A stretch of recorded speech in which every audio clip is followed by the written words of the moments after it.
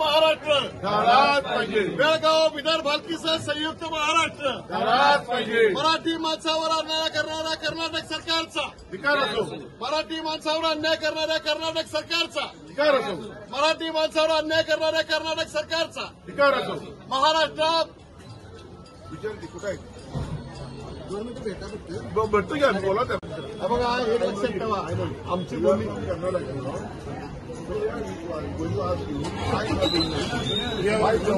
तुम्ही एमएलए आहे ना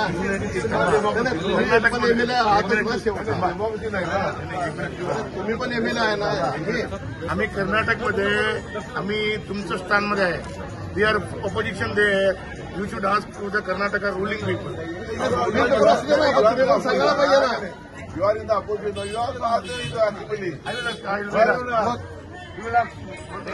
आम्हाला बोलून फायदा नाही. सरकार आम्ही सुद्धा ऑपरेशनमध्ये हवं त्यासाठी आपल्या ऑपोजिशनचं काम काय असते लोकांना न्याय द्यायचं काम. आमचं काम चालू आहे.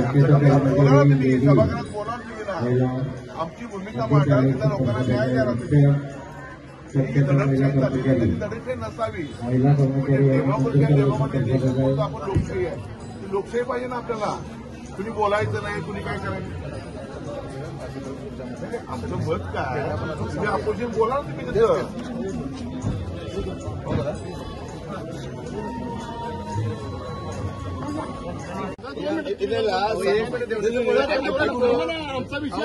आमदारांना तुम्ही अडवलंय, काय नेमका विषय होता?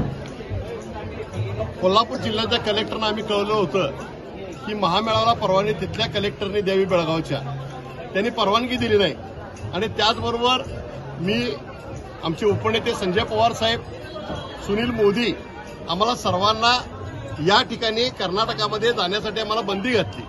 9 तारखेला शिवसेना उद्धव बाळासाहेब ठाकरेचे हजारो शिवसैनिक जात असताना या कोगनुळी नाक्यावर त्यांनी अडवलं आणि महामेळाव्याच्या टायमाला अटक करून दडपशाहीचं धोरण मराठी भाषिकांच्यावर केलं.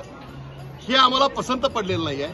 आणि ज्या पद्धतीनं आज आम्ही जर कर्नाटकात जात असो, जर कर्नाटकचे लोक पोलीस आम्हाला जर अडवत असतील तर शिवसेना उद्धव बाळासाहेब ठाकरे पक्षाच्या वतीनं कर्नाटकाच्या मंत्र्यांना, कर्नाटकाच्या येणाऱ्या लोकप्रतिनिधींना, अधिकाऱ्यांना आम्ही अडवणार असं आम्ही जाहीर केलं होतं. त्या पद्धतीनं आज आम्ही या ठिकाणी कर्नाटकाचे जे माजी मंत्री होते त्यांना त्या ठिकाणी अडवलं. विधानसभेचं हिवाळी अधिवेशन बेळगावमध्ये खास करून सुरू आहे. या अधिवेशनामध्ये आम्ही जी आमची तुमची भूमिका मांडली ती भूमिका आपण सुद्धा मांडली पाहिजे अशी आम्ही त्यांना विनंती सुद्धा केली. अडवल्यानंतर त्यांनी आम्हाला सांगितलं की आपल्या भावना आम्ही सभागृहामध्ये कळवू आणि यापुढे महाराष्ट्रातून कर्नाटकामध्ये येणाऱ्या लोकांना अडवलं जाणार नाही अशा पद्धतीने त्यांनी आम्हाला सांगितलं. हे जरी असलं तरी अजूनही संघर्ष संपलेला नाही. अजूनही मराठी माणसांच्यावर धरपकड सुरू आहे. आम्ही कोणत्याही परिस्थितीमध्ये कर्नाटकाच्या मंत्र्यांना महाराष्ट्रामध्ये आणि कोल्हापुरामध्ये फिरू देणार नाही.